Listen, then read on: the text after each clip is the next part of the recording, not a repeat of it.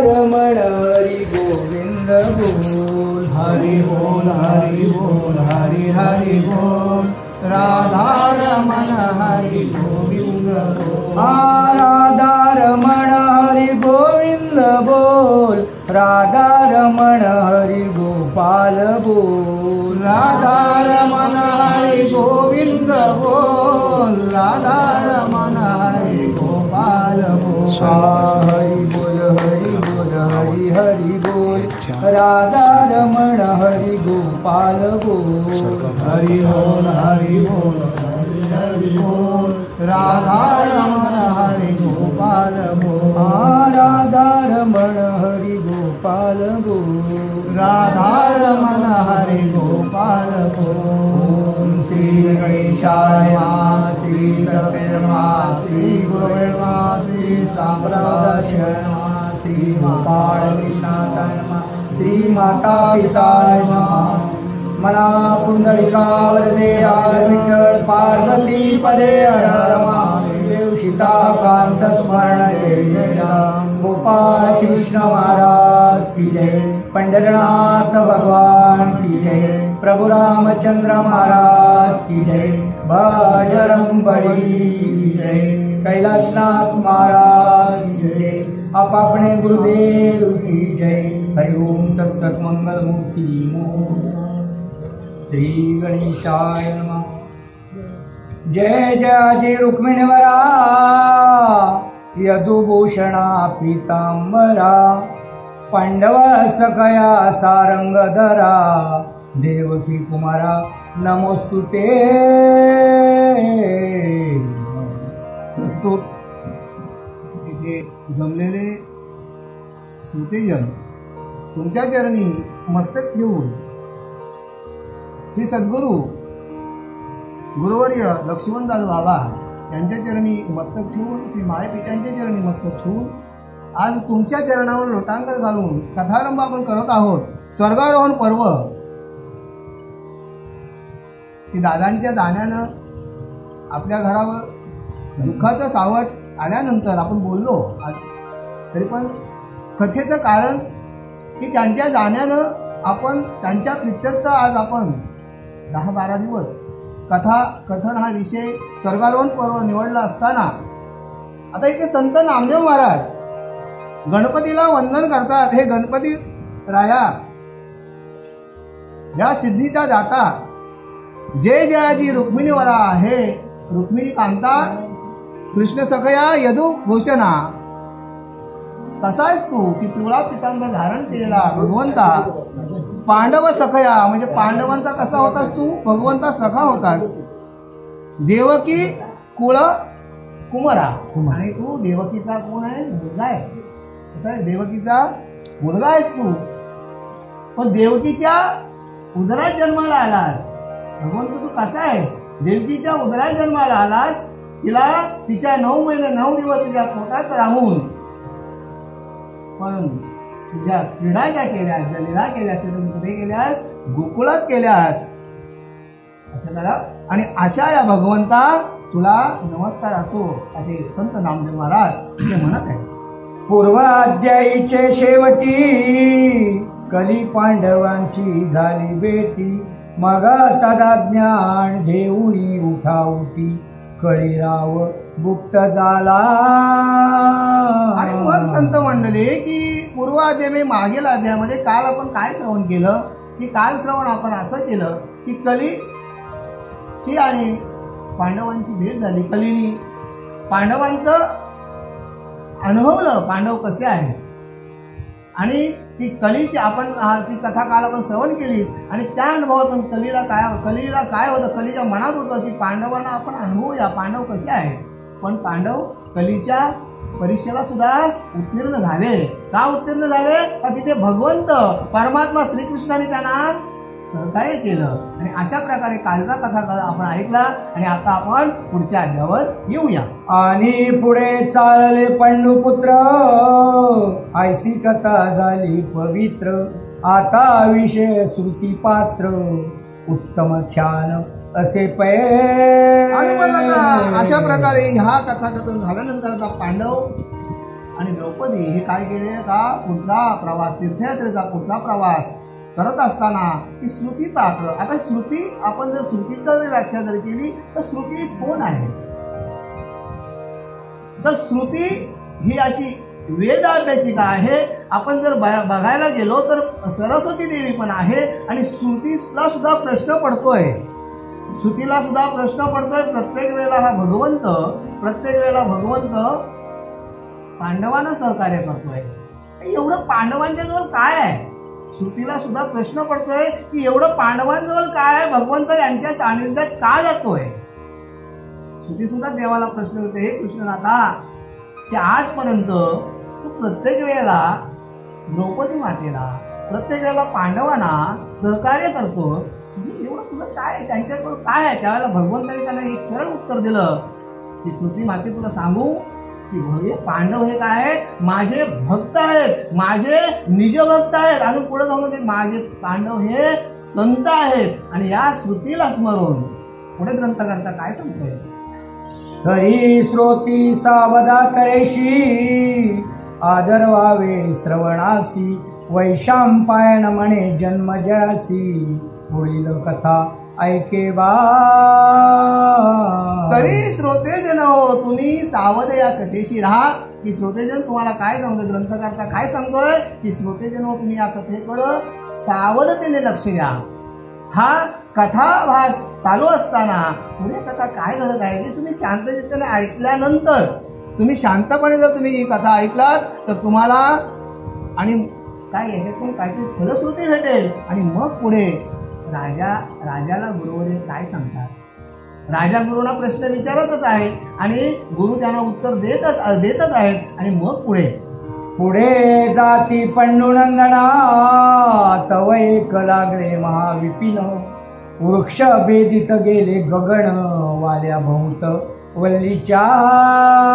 मग इथे गुरुदेव राजाला सांगतात, हे राजन की पुढे आता जंगलाचा रस्ता लागलेला आहे आणि जंगलाच्या रस्त्यामधून जात असताना पुढे जाती पंडुनंदन, तेव एक लागले महाविपिन. महाविपिन म्हणजे कसं? एक असं मोठं असं घनदाट असं त्यांना विपिन वन लागले. आणि ते वन कसं आहे की वृक्ष भेदित आकाश, म्हणजे असे मोठमोठाले तिथे वृक्ष आहेत. आणि त्यांनी काय केलं असं वाटते की यांनी काय आकाशाला वेढले की काय, आणि भेदित आकाशाने जाया बहुत वेळीच्या. आणि मग त्या एवढ्या घनदाट अरण्यातून जात असताना या रस्ता कशी होती? त्या रस्त्यामध्ये जाल्या होत्या. जसं आपण समुद्रावर जातो तेव्हा पाल्याची झाडं वाढलेली असतात, त्याच्यामध्ये कुठेतरी काटेरी झुडपं असतात, कुठेतरी काटे असतात. आणि अशा प्रकारे त्या रस्त्यातून जात असताना कंटक वृक्ष दाटळे बहुत, बोरी शेवरी खैर विपित, पाय ठेवाया नसे पंत, कंटक पसरळे चौकडे.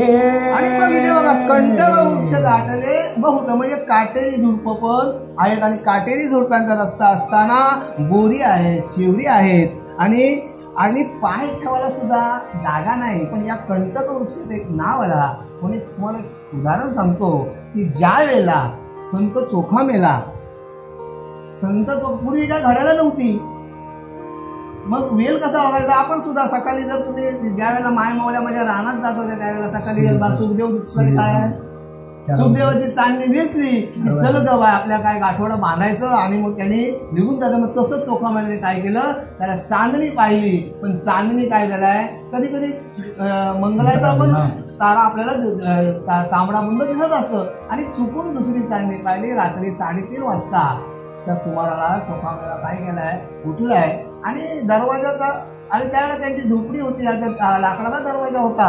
आपण पूर्वी कारगिलचे दरवाजे करत. आणि मग तर दरवाजाचा कर असा आवाज झाला. तेव्हा त्यांच्या पत्नीला म्हटलं, धनी तुम्ही कुठे चालला? तर नाही, मला भगवंताचा सकाळी काकडा व्हायचा आहे. आणि मग संत चोखा हे महार जातीने असल्यामुळं त्यांना मंदिरात प्रवेश नव्हता. मग त्यांनी काकडा कुठं करायचा? नदीच्या किनारी बसायचा आणि काकडा करायचा. आणि 3:30 वाजता हा नदीत याने आंघोळीला पाय उतरल्याबरोबर नदीला सुद्धा काय झाला, थरथर नदी कापायला लागली. की हा काय एवढी व्याप्ती होती, एवढे संत होते की भगवंताच्या निकट गेलेले संत होते. आणि मग 3:30 वाजता काकडा याने तिथे नदीच्या पात्रात बसून, नदीच्या किनारी बसून केल्यानंतर सकाळी संत मंडळी काकड्याच्या वेळेला 5 वाजता येते, 3:30 हा गेला 3:30 वाजता, हा विचार करतोय की मी हा काकडा करायला आलोय, म्हणजे मी चुकीच्या वेळेत आलो, भगवंत झोपला होता त्यावेळेला. म्हणजे मी जेव्हा काकडा केला तेव्हा माझ्या भगवंताची मी काय केली, झोप मोडली. मग या माझ्या जिभेने काय केला, माझ्या भगवंताला त्रास दिला. मग त्यांनी काय केलं, त्या जिभेला काटे टोचले. एक शब्द आला काट्यांचा, मग मला एक उदाहरण दिला की काटे टोचले की तू, आणि जिभेला शिक्षा केली की तू माझ्या भगवंताची झोप. बघा संत कसे किती उच्च कोटीचे होते, भगवंतावर नितांत श्रद्धा ठेवणारे होते संत. आणि मग त्या संतांसाठी भगवंत काय करत होता, त्या संतांसाठी ती मागे मागे धाव घेत होता. पुढे आपण सोपा वेळेचा दृष्टांत आला तर बोलू. फणस कदंबा अमृताळ उंबर अर्जुन सापडे शाल, भोकरी पिंपलवट तमाळ गेली गेली आईन. आणि अशा प्रकारे अनंत प्रकारची जे झाडं आहेत, फणस आहे, कदंब आहे, आम्रम आहे, आंब्याची सुद्धा झाडं आहेत, उंबर आहे, अर्जुन आहे, आणि अशा प्रकारे भोकरी, पिंपल अनेक प्रकारची ज्या जंगलामध्ये वृक्षतोड, मोठमोठ्या वृक्षतोड आहेत, अशा या जंगलाच्या रस्त्यातून पांडव पुढचा मार्गक्रमण करीत आहेत. किंजणी मोह फणस पायरी, कांचना आपटे आपट पिंपरी, इत्यादी वृक्ष नाना परी, अति भीड चौकडे. आणि अशा प्रकारे किंजणी, मोह, पळस आपण, आणि अशा प्रकारे हे अशी मोठमोठे वृक्षांची या गर्दीतून, या अशा घनदाट वाटेतून पांडव पुढचा मार्ग क्रमण करत असताना ग्रंथक सुद्धा, प्रत्येक ग्रंथकर्त्याचं लक्ष सुद्धा बघा पुढे, प्रत्येक जंगल कसा असेल आणि जंगलामध्ये कोणकोणती ते झाडांची नावं सुद्धा आपल्याला इथे प्रस्तुत केली आहेत. आणि ती झाडं प्रत्येक एक क्रमवार नावं सांगत आहेत. आणि अशा प्रकारे या अरण्यातून यांचा प्रवास होत असताना वृक्ष दाटी बहुत होणे बहुत, खांद्यापाशी खांद्या अडकत, परस्परे शेंडे मिरवित मिसळत, पत्री अभ्रण दिसेची. आणि हे वृक्षांची अशी गर्दी होती, आणि एवढी गर्दी असल्यामुळे या वृक्षांचं काय झालं, आपण जर चालत असताना त्यांना खांद्याला कुठेतरी झाडाची फांदी लागत होती. आणि अशा प्रकारे एवढी म्हणजे की पालाच्या झाडाला आला होता, पत्र्याने काय केलं होतं, आकाश झाकलं होतं, सूर्यकिरण सुद्धा येत नव्हतं. आणि अशा प्रकारे या घनदाट अरण्यातून प्रवास करत असताना पुढे नाना वृक्षी नाना फळे, रसबळीत शोभती विशाळे, आणि नागरिक सुगंधित फुले त्यावरी शोभती. आणि अशा प्रकारे रसयुक्त रसभरित अशी फळे, नाना रंगाची, वेगवेगळी प्रकारची फुलं, झाडं, आणि तयावरी त्या झाडांवर नाना प्रकारच्या फुलाले, आणि ती फुलं अशी शोभावान दिसत होती, रमणीय दिसत होती. आणि अशा प्रकारे म्हणजे फुलं सुद्धा हे भगवंताला किती प्रिय असतात, बरोबर की नाही. आपण आपल्या अंगणात फुलं लावताना आपल्याला एक मोह वाटतं की आपण आपले भगवंताला आपण फुलं द्यावीत, म्हणून त्या दुसऱ्याच्या अंगणातून तोडून विचारल्याशिवाय फुलं देऊ नये.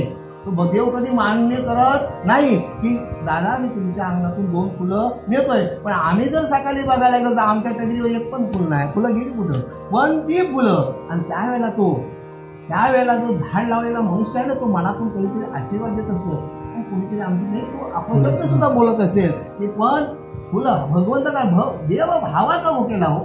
देवाला काय पाहिजे की तुम्ही मन हा मोगरा आणि कुणी ईश्वरा.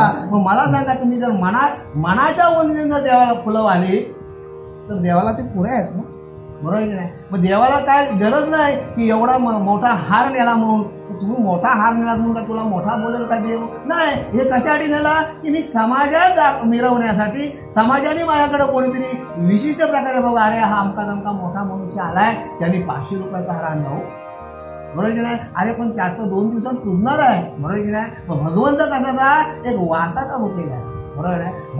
भगवंत काय केला, तुमच्या भावाचा भोकेला आहे. आणि एवढा भाव या पांडवांचा भगवंताजवळ होता. म्हणून अशा या घनदाट अरण्यातून जात असताना सुद्धा एक त्याला कसं अरण्य वाटतंय, आल्हादायक अरण्य वाटतंय, फुलांनी भरलेलं अरण्य वाटतंय. आणि अशा या वाटेतून हा तीर्थयात्रेचा प्रवास करत असताना पुढे वृक्षाची निबळ छाया, तेथे रवी किरणा नसे वाट जाया, शुक सारिका बैसोनिया मधु शब्दे बोलती. आणि मग तिथे कशी महावृक्षांची जी छाया आहे, एवढी आनंद घनदाट अशी छाया आहे, पण तिथे शुक म्हणजे तिथं पोपट आहे. गोड बोलणारे पोपट आहेत आणि म्हणजे कोकिल तिथे मंजूर स्वराने गात आहेत आणि अशा प्रकारे हा आल्हादित असा रमणीय जंगलातून ती जात असताना पुढे लता वृक्षांच्या जाळ्यामधून मृग खिडती आनंदे करुणा आणि ठाई ठाई वाहे पाणी निर्मळ पडी थंड बहू. आणि मग अशा प्रकारे ही लता वृक्ष वेलींच्या या अरण्यातून जात असताना तिथे काय करतायत, पशु पक्षी स्वापदे काय करतात, मुक्तपणे तिथे विहार करतात. मृग सुद्धा मुक्तपणे तिथे विहार करतायत, मुक्त आनंदाने तिथल्या गुन्ह्या करून त्या अरण्यामध्ये राहत आहेत. ऐशिया परित्या वनात सिंहा शार्दूळ गर्जना करीत मत्त गजेंद्र किंकाटत भाडुका भोवत ओरडती. अशा या अरण्यामध्ये आणि पुढे जात असताना पुढे काय सांगितलं, ही स्वापदे भालुका आहेत, अस्वल आहेत, म्हणजे सिंह आहेत, हे प्रत्येकाच्या आनंदात ते तिथे बागडत आहेत, त्यांचा आवाज कानावर येत आहे. आणि अशा या घनदाट अरण्यातून पुढे जात असताना कल्लोल करती मयुरे अस्वरे गुरुगुरती अपारे नाना जातीचे वानरे भुभुंकार गर्जती. आणि तिथे मोरांचा सुद्धा आवाज असा तिथे आपल्या कानावर येत आहे. अश्वल सुद्धा गुरगुर करत आहे आणि असा प्रत्येक एक स्वापदाचा तिथे आपल्याला कानावर आवाज येत आहे असा ग्रंथकर्ता इथे वर्णन करत आहे. नाना पक्षांची कुळे बहुत लावे कपोत विकृत धावत आणि माहेर म्हणून येते नाचत भूत प्रेत सर्वदा.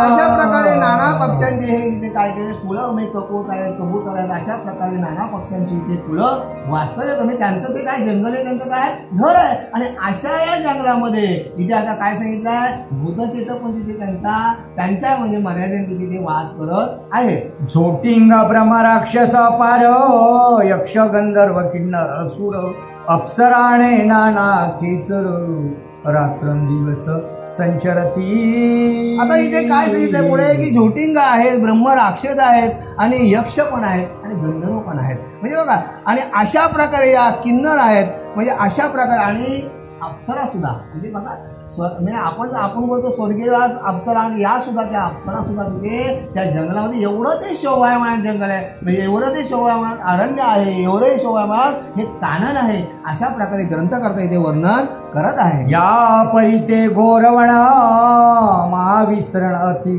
दारुण सांगता तयाचे थोरपण उशीर होतो कथेसी.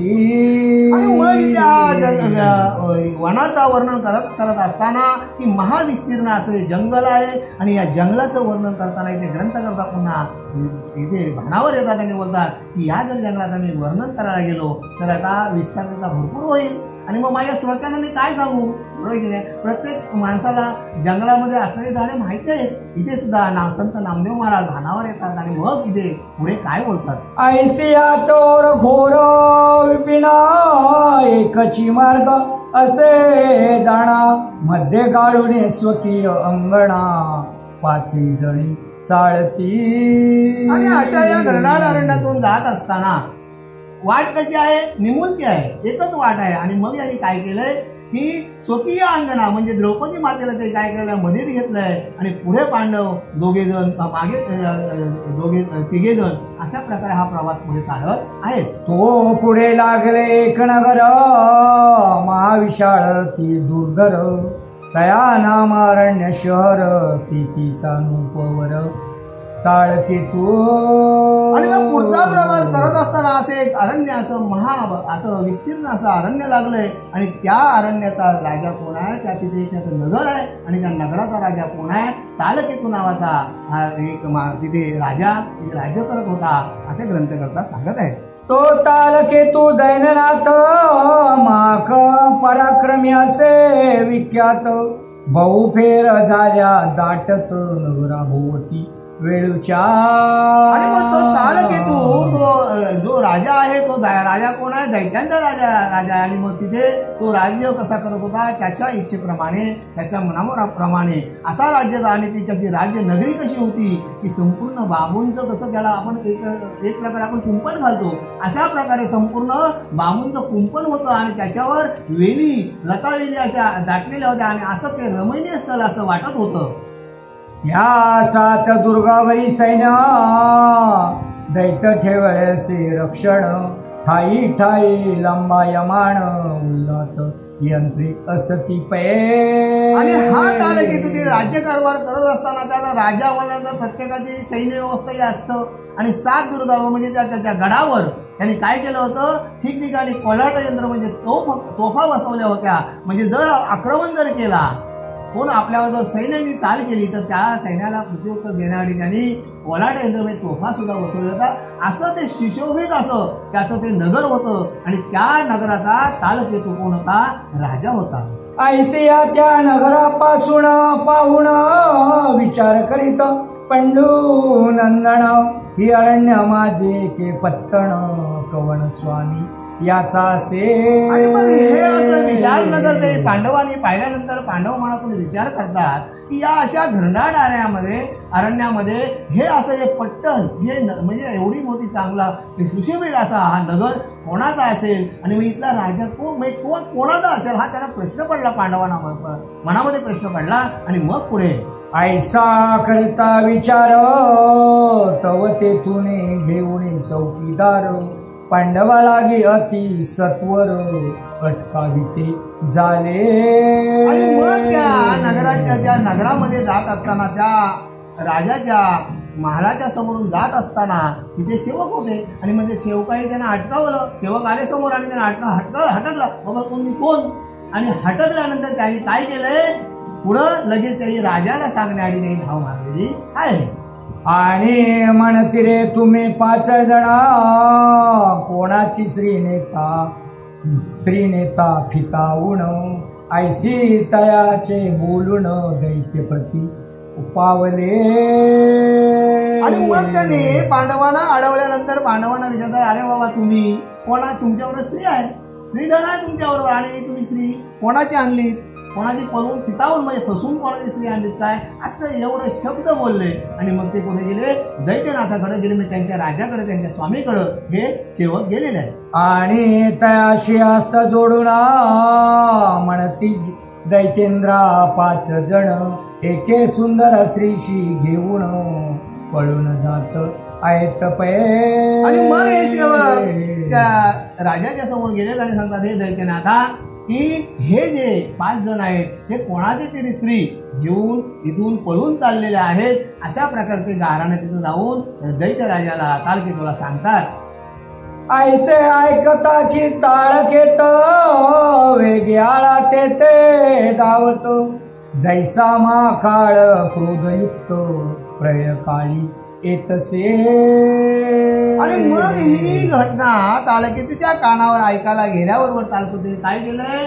जिथे पांडव त्यांना हटकले होते या सैन्याने, तिथे तो धावत आलाय. आणि धावत कसा आलाय? क्रोधाने आलाय, आवेशाने आलाय. की म्हणजे काय तुम्ही काय मला सांगताय काय की कोणतरी ठग आहेत किंवा चोर आहेत की एका स्त्रीला पळून नेतात, आपल्या राज्यातून चालले. आणि अशा प्रकारचा तालुक्यातून समजून तिथे आले, धावत तिथे आलेला आहे. दैत्य पुसे 5 जणांची कोठून आला या ठायासी. ते म्हणती आम्हा संन्याशी मा तीर्थाशी जात सो. आणि मग इथे दैत्यनाथ काय विचारतोय पांडवांना, बाबा तुम्ही कुठून आलात आणि तुम्ही कुठे चाललात? आणि मग त्यावेळेला हे उत्तर काय देतात की आम्ही तीर्थयात्रेला चाललो असं पांडव उत्तर देत आहे. मग तो दैत्यनाथ बोलला, संन्याशी म्हणविता आपणाला परिहा श्री प्रपंच तुम्हाला कासयालाही पाहिजे. आणि मग इथे तालकेतून काय बोलतोय पांडवांना की तुम्ही स्वतःला संन्यासी समजताय. मग तुम्ही स्वतःला संन्यासी समजताय, भगवी वस्त्र तुम्ही परिधान केलेली आहात आणि तुम्ही स्वतःला संन्यासी समजता. आणि मग तुमच्या श्रीधर कशासाठी बरोबर नको नारीचा संग. बरोबर आहे. कलीला घातक पुरुषार्थाचा. मग तुम्ही जर स्वतःला संन्यासी म्हणत आहे, मग तुमच्यावर स्त्री कशाला, ही लग्न कशाला, ही बाई कशासाठी? मग तुम्ही संन्यासी नक्की संन्यासी आहात का, हा प्रश्न कालकेतून हा पांडवांना केलेला आहे. स्त्रियाचे दर्शन पाये जीवाशी चांचळ होत आहे, पर्ये महापत्त विघ्न होय संन्यासी धर्म कारणे. आणि मुळात तिथे कालके तू काय सांगतोय, शास्त्र सांगतोय की शास्त्र काय सांगतोय, नको नको मी स्त्री. जर स्त्रियेचा जर संग झाला, म्हणजे मला सांगा की जर आपण जर एक महिनाभर किंवा एक वर्षभर त्या मडक्यामध्ये तूप ठेवल्या, तूप, आणि तो तूप मडका खाली आहे, मडका पडसा टाकून ठेवलाय, पण त्यातला तूप संपलेला आहे. पण काही दिवसांनी जर आपण जर तो मडका जर अग्नीवर ठेवला तर त्याचं काय होतोय, तो त्याच्यातून तो पाझरतोय. म्हणजे बघा मग स्त्री कशी आहे, त्याला सांगायचं काय की नको नको स्त्रियांचा संघ. तुम्ही तर स्वतःला संत समजताय, तुम्ही स्वतःला योगी समजताय, तुम्ही स्वतःला संन्यासी समजताय, मग तुमच्यावर स्त्री कशाला, बरोबर की नाही? मग काय करतोय, स्त्री जर तुमच्याजवळ असली तर मनाची चंचलता वाढते, बरोबर की नाही? मनाची चंचलता वाढते आणि मग हे तुम्हाला शोभत नाही ना. शेवटला दैत्यांचा जरी राजा असला तर तो राज्यकर्ता होता, राज्यकर्ता होता. आणि त्यामुळे त्यांनी पांडवांना हा प्रश्न केला की तुमच्याबरोबर हा स्त्रीधन असल्यामुळं हे मला पटतच नाही की तुम्ही संन्यासी कुठल्याही दृष्टीकोनातून मला वाटत नाही. तुम्ही वर्तमाने सांगारे सत्य, रात्री जाऊन नेदी निश्चित, ही वनिता घेऊन त्वरित वधीन तुम्हा पाचांशी. आणि मुळात सांगतोय की तुम्ही आता मला काय करा, तुम्ही मला काय करा की मला काय तरी तुम्ही सत्य सांगा. तुम्ही मला सत्य सांगा की तुम्ही संन्यासी आहात हे मला वाटत नाही. का वाटत नाही? तुमच्यावर लग्न आहे. मग ही तुम्ही वनिता तुम्ही घेऊन चालला ती कोणाची आहे, आणि तुम्ही जर खरं नाही सांगितलं तर मी काय करीन, ही वनिता तुमची स्त्री मी येईल आणि मग तुमचा पाचांचा मी काय करीन, वध करीन, असा तो बोलत आहे. तुम्ही नाही रे संन्याशी, पळवणे आणले बायोक्रोशी, म्हणून झालेची वनवासी, कोणी रायाशी टकविले. आणि मुळात काय म्हणतोय की तुम्ही संन्यासी नाही, तुम्ही संन्यासी नाही, तुम्ही कुठल्या तरी राजाला काय केलंय, थकवलात, तुम्ही तरी कुठल्या तरी राजाला फसवलाय. आता एक संन्यासी आपल्यामध्ये कोण होऊन गेला, रावण, बरोबर की नाही? सीतामाईला ज्यावेळेला त्यांनी पळवली, घेऊन गेला, त्यावेळेला त्यांनी वेश कुठला घेतला होता, संन्यासाचा वेश घेतला होता. आणि मी ज्या वेळेला सीतामाईच्या तो दरवाजात आला त्यावेळेला लक्ष्मणाने सांगितलं होतं की माय तू इथून तू कुठून, मी तुला लक्ष्मण थोडक्यात सांगते, लक्ष्मण रेषा मारतोय, या रेषेचा तू काय करू नको, उल्लंघन करू नको. पण सीतामाईने ते काय ऐकलं नाही. सीतामाईने ते ऐकलं नाही त्यावेळेला हा रावण तिथे आला आणि रावणाने काय केलं, भगवी वस्त्र धारण केले. आणि भगवी वस्त्र धारण केल्यानंतर त्यांनी काय केलंय, माय भिक्षावा, बरोबर लक्षात सांगायचं काय तात्पर्य की म्हणजे आणि संन्यासाच्या वेशामध्ये सीतामाईला पळवले. आणि सीतामाईला पळवल्यानंतर विमानात जात असताना आकाश मार्गाने गरुड हा आपला पक्षी जात होता. आणि हा पक्षी जात असताना यांनी पाहिलं, जटायूने पाहिलं की हा विमानात चाललेला आहे, कोण मनुष्य आहे, पण तो मनुष्य आहे तो बाईला पळवून नेतोय, ठीक आहे, पण हा याचे कपडे कसे अंगावर आहेत, लाल आहेत, म्हणजे संन्यासी आहे. मग जर संन्यासी जर साध्वीला घेऊन जात असेल, साध्वी रडत कशाला? जटायूला प्रश्न पडला की ती हात पकडून रडत होती, रडते कशाला? म्हणजे इथं काहीतरी पाणी मुरते, म्हणून त्या जटायूने काय केलंय, त्याच्या विमानावर झडप मारली. आणि विमानावर झडप मारल्यानंतर तिथे त्यांचं युद्ध झालं. आणि मग त्यावेळेला त्याने रावणाला प्रश्न केला, अरे बाबा तू काय करतोस, हे तू संन्यासाचा वेश झालास आणि त्या संन्यासाच्या वेशात तू हे दुष्टकर्म करतोस.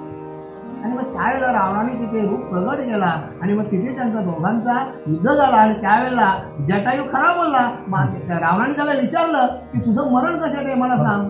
आणि त्यावेळेला आणि नाही सांगला तुला राम प्रभूची शपथ आहे, रामरायाची तुझा शपथ आहे. आणि मग त्यावेळेला जटायूने मनातून विचार केला की माझ्या रामप्रभूंची शपथ हा तर देतोय, हा तर मला मारणार मारेल, पण मारू शकत नाही. पण आता रामरायांची शपथ दिल्यानंतर हा कोणतरी चांगला मनुष्य असावा एवढा पण ते की माझ्या देवाचं नाव याच्या तोंडात आला म्हणजे हा थोडा काहीतरी चांगल्या प्रतीचा चोरटा असावा असा त्या जटायूला वाटलं. आणि जटायूने सांगितलं की माझं मरण कशात आहे, पंखात आहे. आणि मग त्याने विचारला, जटायूने विचारलं मग तुमचं मरण कशात आहे?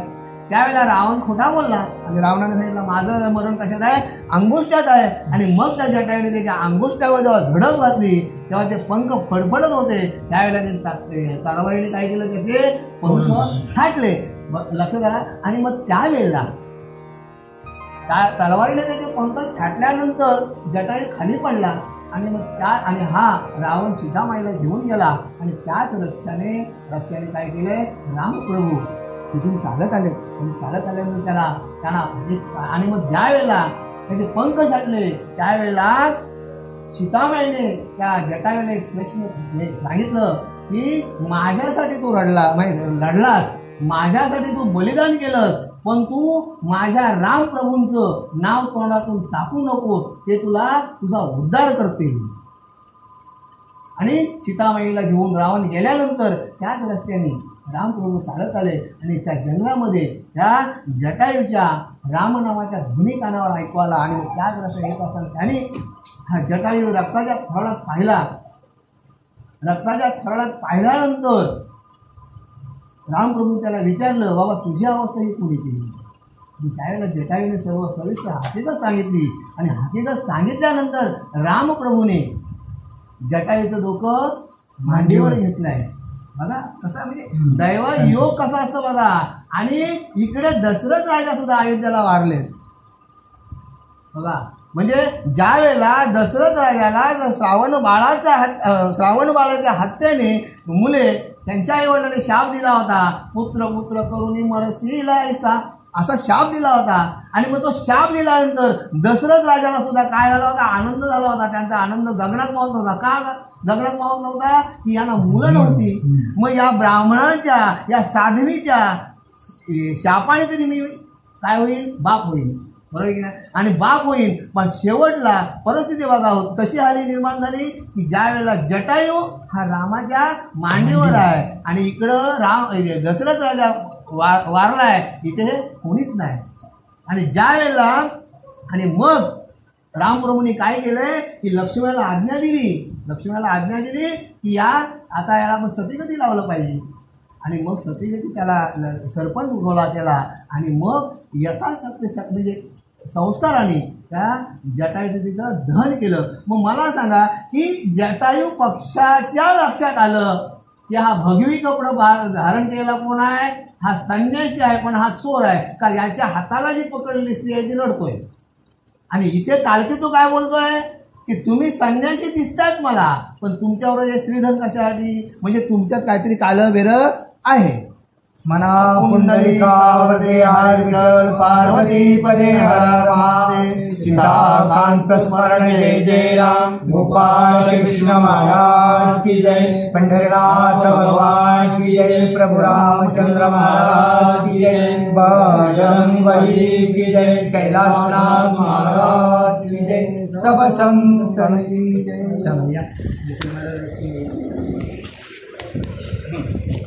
चलिए 31 पासून